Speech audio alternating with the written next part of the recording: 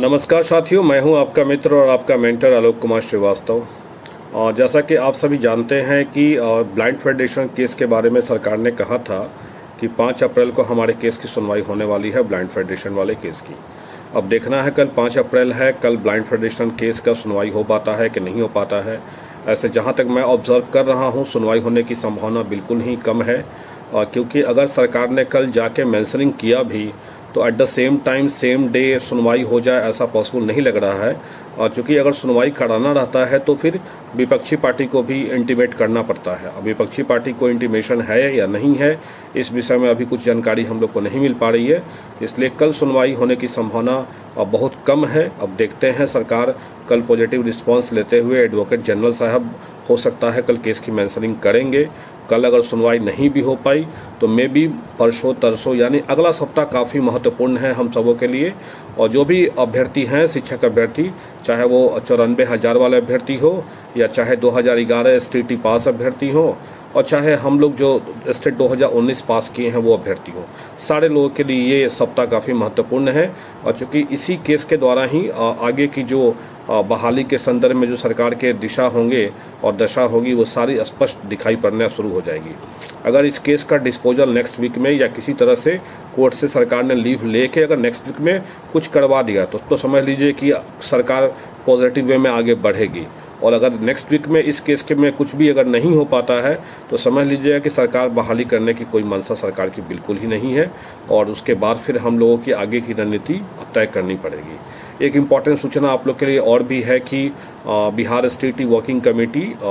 Most probably next Sunday को या may be उससे पहले भी, यानी कि फ्राइडे या सैटरडे, क्योंकि ये सप्ताह पूरा हम लोग ऑब्जर्व करेंगे कि सप्ताह में केस की सुनवाई होती है तो क्या उसमें डिस्पोजल होता है और क्या हम लोग इस पे आगे क्या हम लोग की रणनीति होगी STT 2019 पास कैंडिडेट की। इसके ऊपर हम लोग चर्चा करने के लिए सैटरडे या संडे, यानी कि नेक्स्ट संडे या उससे पहले अगर कहीं सैटरडे या फ्राइडे को और जूम पे एक मीटिंग ऑर्गेनाइज करेंगे हम लोग। और उस मीटिंग का लिंक जो है और टाइमिंग वगैरह इस सब की जानकारी आपको हमारा जो फेसबुक ग्रुप है बिहार STT वर्किंग कमेटी, वहाँ पे दी जाएगी। और मैं चाहूँगा कि जितने भी बिहार के अभ्यर्थी हैं जो STT पास हैं वो लोग इस मीटिंग में जुड़े और आगे की रणनीति पे जो हम लोग चर्चा करने वाले हैं क्या उस पर हो सकता है, आप सबों का भी सलाह उसमें अपेक्षित रहेगा कि आप सब भी अपने राय मशवरा दें। और चूँकि हम Bihar state working committee believe करती है कि कोई भी कदम उठाया जाए उसमें सब लोग की सहभागिता हो